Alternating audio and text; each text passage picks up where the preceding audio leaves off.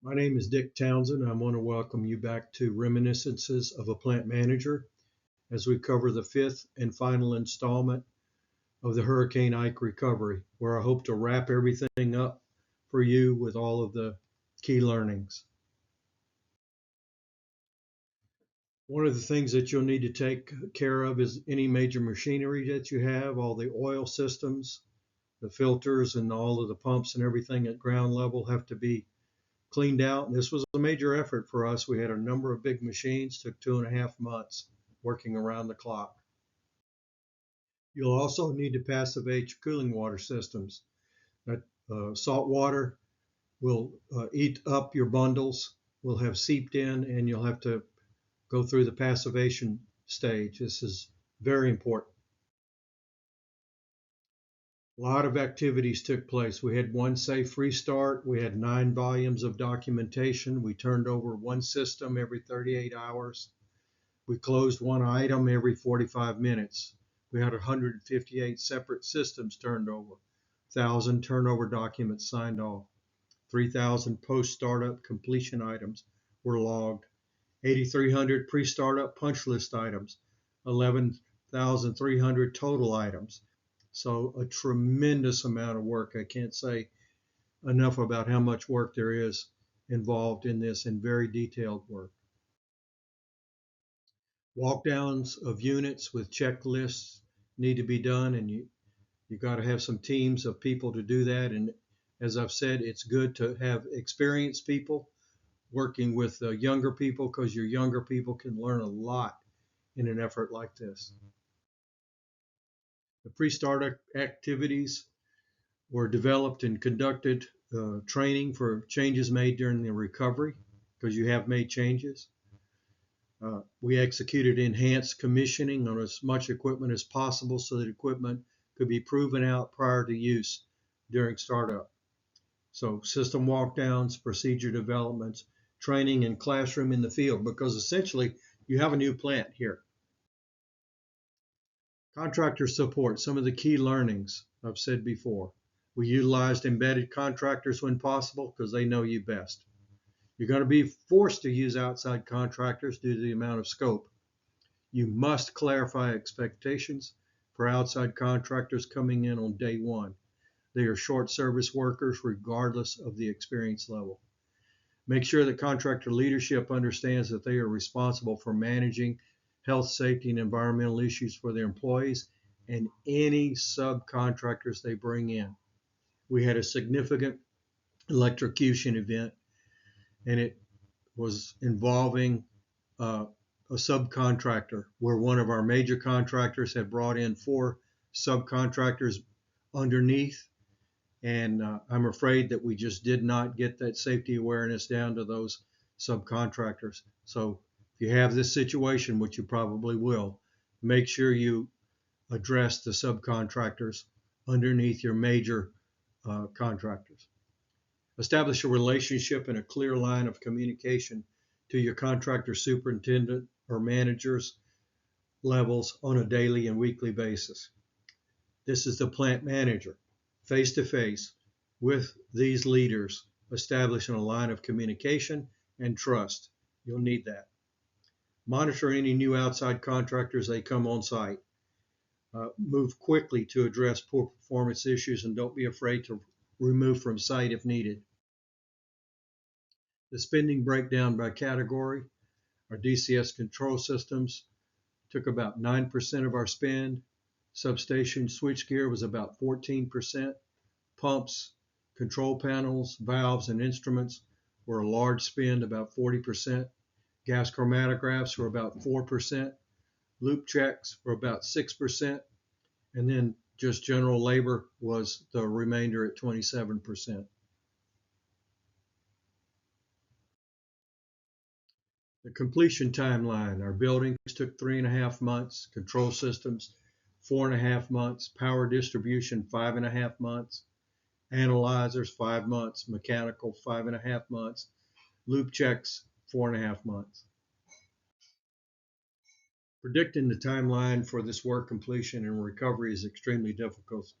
All work took longer to complete than early estimates, approximately 40% longer. Loop checks were particularly challenging as we tried to utilize outside contractors initially. We actually stopped work and had a 2-day offsite meeting to figure out a different approach. We ended up managing this work with our plant employees and embedded contractor. Specification procurement and delivery of field instrumentation plagued mechanical's progress, very difficult. A lot of this equipment was very old and our documentation was non-existent in some cases. We had over a dozen outside shops were utilized for rotating equipment, and we had 3 different control valve repair shops utilized. At some point, you're going to need to shift resources to prepare for restart. This will be a judgment call based on what you see going on in the field. You're going to need teams of people knowledgeable on the units to be restarted to do readiness assessments, develop punch lists, and perform pre-startup safety reviews. It's also an excellent opportunity to develop less experienced employees. By placing them on the assessment teams, they can gain years of experience and increased confidence in a short period of time. This is a good investment in your people. Key points to remember: your leadership is going to be tested in every way during our disaster recovery, so be ready for it. Don't look at this as a woe is us situation, but as an opportunity to come out in better shape than before the storm. People can get on board with this. Establish communications with the outside world as soon as possible. Track your spending from day one. You're going to spend a lot of money.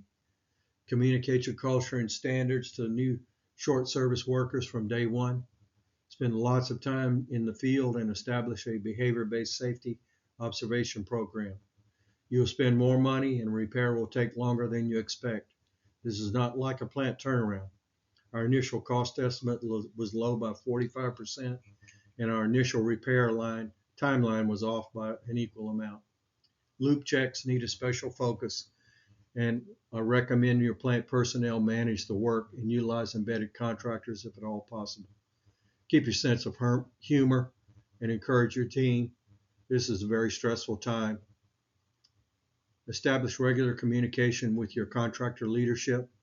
Make sure that contractor leadership knows they are responsible for managing the safety of any subcontractors they bring in. Salt water will wick under wiring insulation. Remove insulation and wiring until you see bright copper when possible, or consider replacement if possible, particularly on critical systems. We implemented a flood protection improvement project in parallel with the recovery project to address deficiencies. This project was put to the test with subsequent storms and was able to keep the plant dry and secure as expected. I encourage everyone that has a plant located near a coastal area or a river subject to storm surge to review their flood protection. Don't just look at today, but consider the impact of climate change in the future, which could raise sea levels significantly. You will spend only a fraction of the cost of a rebuild on providing robust flood protection. This is something to think about. Here's just a slide that shows some of the enhancements that we did with our upgraded flood protection using sheet piles and increased the levee height. I'm so happy to hear, they came back. This is a shot of some of our retirees that came back out of retirement to help us. These are some people that I worked with when I first joined the company, and they taught me everything that I know today.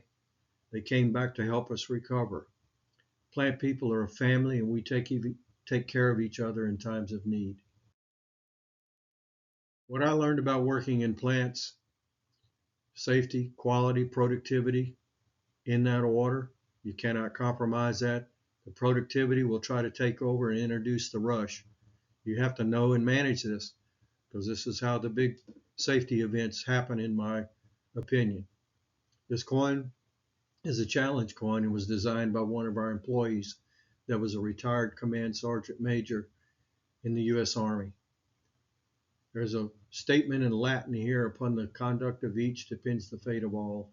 Supposedly it's attributed to Alexander the Great, but we use this as one of our motto that let us know that we were all depending on each other to help keep us safe in this potentially hazardous environment. Finally, I'll leave it with a statement that I've used many times with my people. Our success today is possible because we stand on the shoulders of giants that came before us. This is attributed to Albert Einstein. And frankly, if you're ever involved in a significant disaster recovery like this, you'll be challenged and tested like never before. But when you are successful, you'll have the satisfaction of knowing that you helped secure the future for the generations of employees and contractors that will come after you. That's a great feeling.